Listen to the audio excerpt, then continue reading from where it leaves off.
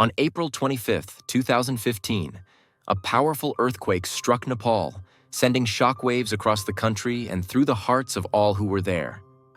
At 7.8 magnitude, it was one of the most devastating quakes the region had ever experienced. Among the many lives it claimed and the countless structures it brought to the ground, Mount Everest witnessed its own share of tragedy. Base camp, typically a haven for climbers preparing to summit the world's tallest peak, was transformed into a scene of chaos and loss. In an instant, 22 lives were taken, making it the deadliest day in Everest's history. The 2015 Everest earthquake disaster didn't begin with an ambitious climb, but with nature's unstoppable force, reminding humanity just how fragile our existence can be when the Earth decides to shift.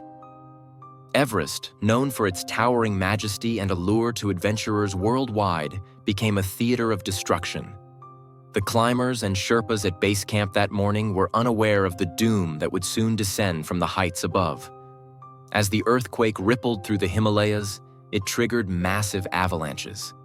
From the higher ridges of Everest, snow and ice came roaring down with a speed and force unimaginable.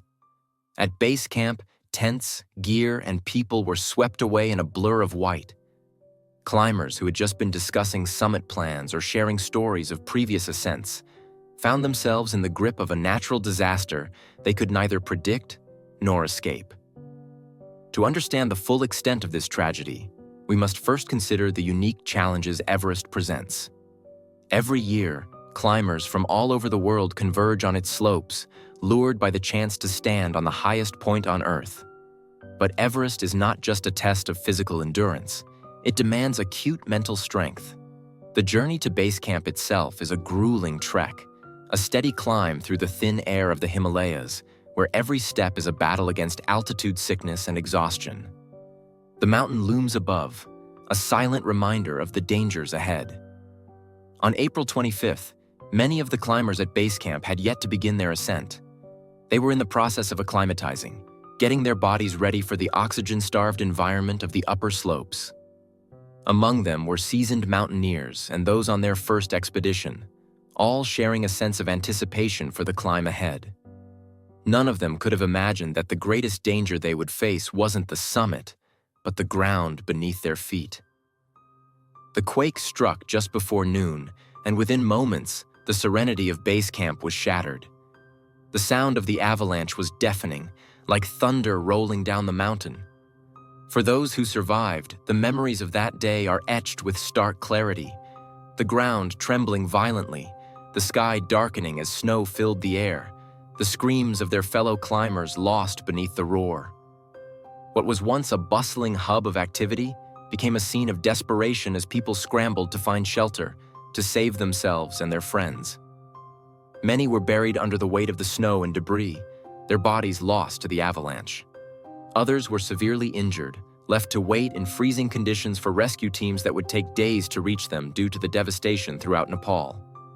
Helicopters eventually arrived to evacuate the survivors, but the sense of helplessness that had settled over the camp was palpable. Climbers and Sherpas alike mourned the loss of their comrades, as the tragedy unfolded not just on the mountain, but across the entire region. The earthquake did more than claim lives. It brought an abrupt halt to the climbing season, sending hundreds of climbers back home with a heavy heart.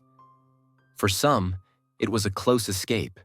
But for others, the dream of summiting Everest had turned into a nightmare they would carry for the rest of their lives. As the days passed, bodies were recovered, and the grim reality of the disaster settled in. In the aftermath, questions arose. How could something like this be anticipated? Could better preparation have saved lives? But the answers, as with many disasters, were elusive.